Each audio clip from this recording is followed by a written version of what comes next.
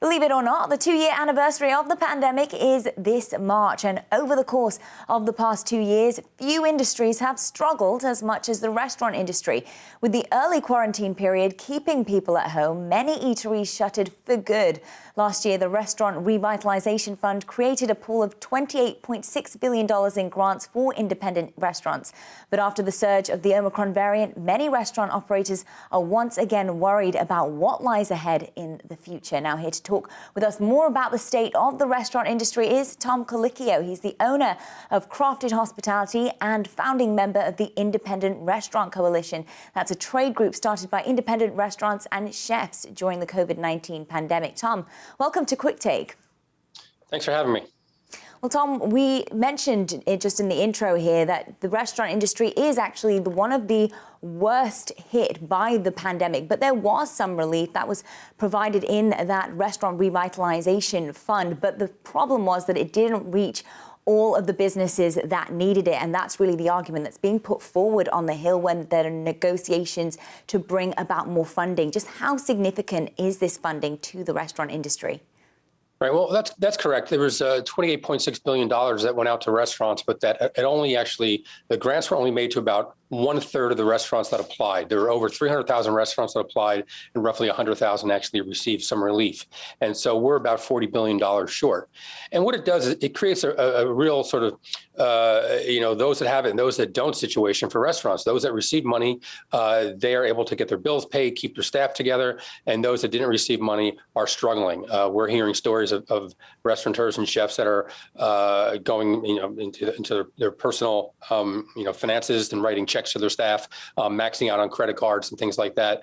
Personally, for me, I'm in debt to my landlords to a pretty significant sum at this point, and so it's been tough.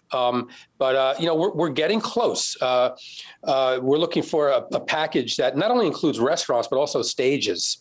To help the restaurants and stages that haven't received funding yet, so we can all level out the playing field. Things were starting to look better, but Omicron came and really, shut everything down again. Even though the government hasn't forced us to shut down, we were unable to staff restaurants. And so it's been tough, that and the fact that so many people are still nervous about going out and eating. So we're looking at a tough winter ahead, but hopefully, we can get something done here. And Tom, you mentioned the Omicron variant, which has clearly made things go from bad to worse. But there are signs now, at least in New York, that some of those cases now may be peaking. So how long do you think it will take for the restaurant industry to get back on its feet again? It's still going to take some time. Yes, it's starting to peak, but we're still at over 10% in New York. Last year, when we were at 10%, we were told not to go out. So it's still pretty prominent. Also, we're looking at historically the worst 2 months in the restaurant industry. So I don't think we're going to be back on track until maybe Valentine's Day. But even then, there are restaurants that are hanging on by a thread at this point.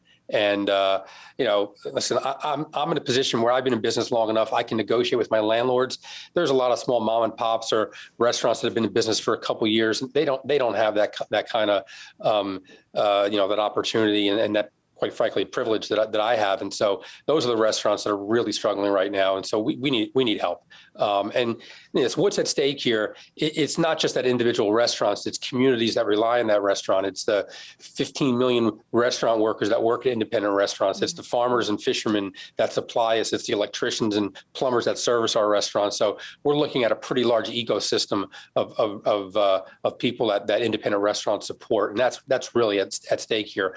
Plus we're also, you look at the safety of different communities. Restaurants, we were open late, our lights are on late, it keeps neighborhoods safe. And with restaurants going dark, I suspect that we're going to see, crime start to pick up in some of these neighborhoods as well. So there's a whole host of reasons why we should get this done, not just a straight economic incentive for the restaurants, but there's a whole lot at stake here. And Tom, jumping in here, you mentioned the workers and the difficulties there for them, but also we're dealing with a labor shortage in this industry where it is a real struggle to hire workers and to keep them. And we've had to increase wages really to keep them. But do you think what more needs to be done to bring workers back? Or do you think a lot of them are actually just reconsidering their careers altogether right now when you talk to a lot of the staff? Yeah, I think there's a few things. I think some have reconsidered, and when they were laid off, they found jobs elsewhere. A lot of people have become entrepreneurs and are starting their own businesses. They had a side hustle that turned into a real business. Also, wages are going up, and actually, I think that's a good thing. That's also putting a lot of stress on restaurants, but I think ultimately that's good. But also keep in mind with that, restaurant workers that maybe work 2 jobs or a job and a half, now they're getting by on 1 job and they're making enough money, and so there's fewer people in the workplace because of that. There's a whole host of reasons why it's difficult out there. And I don't think any one of them are because people are lazy. I think people are working. We're at near full employment right now. And yet there are a lot of people who are out of the workforce. Listen, there are a lot of people sitting home, day trading, cryptocurrency. There's a lot of things that people are doing right now other than coming into work. But I think that problem will work itself out as well. Tom, and you mentioned some of the specific challenges that you yourself had faced. One of those we said were rents, and of course you're having to pay utilities, higher wages. So how did you navigate this in terms of keeping the costs low? Well, you really can't. I mean, we did find that perhaps we can run the restaurants with fewer people. When the restaurants were shut down, I was doing a delivery box business where we were shipping all across the country. 200 to 250 boxes at a time. In fact, right now we have a Super Bowl box that we are selling. It's a little more difficult to do now that the restaurant's open, but when restaurants were closed, I turned my entire dining room into a shipping department, and you get by, you do whatever you can. But we're also finding that we can run the restaurant with fewer people. Costs are going up. Again, I'm lucky enough where there's some elasticity in my concept that I can actually raise prices, where again, some of those neighborhood restaurants, smaller restaurants, they can't do that. So they're struggling with eating the cost of increased prices for meat, dairy, fish, pretty much everything. And so, but I was able to raise prices. We'll see. I may lose some customers because of that, but I'm an upscale restaurant where my clients can afford that, but other restaurants aren't in the same position.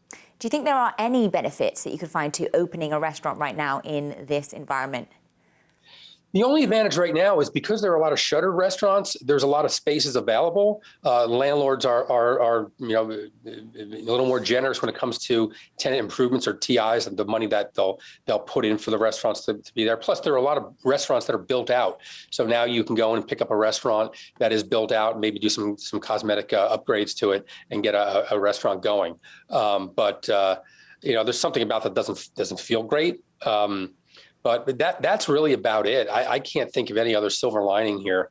Unfortunately, we're hearing stories of a lot of customers that are unruly. They're frustrated. They want to come out, and because we're short-staffed, maybe service is slow, and there's frustration there. So we have a long way to go. I don't see a whole lot of silver lining, except the work that we did with the Independent Restaurant Coalition, where you had a group of about 150, 200 of us across the country that came together and are still working really, really hard to make sure that our government, hears us loud and clear that we still need help. And so it was great that we were able to do that, and we were able to get some funding for our industry, but we still have a long way to go. Yeah. And Tom, quickly, I just want to pivot to one quick question on NFTs here, because I know you are experimenting with a pizza NFT. So how is that going? And how do you think, the food and beverage industry, how do they play in that space? Well, it's not just a pizza NFT, because, NFTs, the average person needs to understand that they moved really far past just a piece of artwork that was actually cool, because artists were able to, bypass the gallery system, create art that they were able to sell to the public. And not only do they get that sale from the initial minting, but they were able to get any additional money on all secondary sales. So that was great for the artists. That was the early stages. And this is all moving very quickly. Nowadays, it's all about utility. And so it's what you can create. And so what we're really doing with our pizza, it's not so much about pizza, but it's about creating a community of either chefs, restaurateurs, plus people who just love food. And so if you go to our Discord, there's a lot of discussions. We actually had a pizza contest where we judged the pizza contest. There's a lot of discussions about restaurants, and it's broken into various cities. And so people are communicating with each other. So it's really about creating that community. And then what utility does that NFT hold? And so for us, we're working on that, and that could be discounted discounts for kitchen equipment at home and things like that, or appliances. It could be cooking classes via Zoom for any of the NFT holders. There's another restaurant NFT that my friend and chef Josh Capon has started, where the NFT is actually the key for a private restaurant. So there's a lot that's going to happen, but really what this is an entree into Web 3.0. And the way I like it is, if you think about a cell phone, the old cell phones, the first generation of cell phones, these big bulky things that we kind of laugh at now. And nowadays we have a smartphone that has more computing power than the computers that sent the Apollo mission to the moon. And so what is 3.0 going to look like in terms of what we can do? So it's going to be some simple stuff where instead of having a two-dimensional web page, you're going to have a three-dimensional web page that you're going to be able to walk through and actually see the restaurant and meet some of the people. But ultimately, I think, down the road, 5-6 years from now, I'm going to send you a box of food and you're going to be able to put on some, VR glasses and be in my restaurant eating it. So you think about a brand extension there, but we don't even know the possibilities of Web 3.0 and what's going to happen right now. And so for me, NFTs are just an entree into that space. The technology is moving very, very quickly, and it's going to be an exciting next 5 years as the Web 3.0 and the metaverse is built out. Yeah, Tom, much more to watch in that space there. Thank you so much for joining us. Really love getting your insights and really hoping things pick up in the industry. That was Tom Colicchio there, the founding member of the Independent Restaurant Coalition. Thank you for joining us.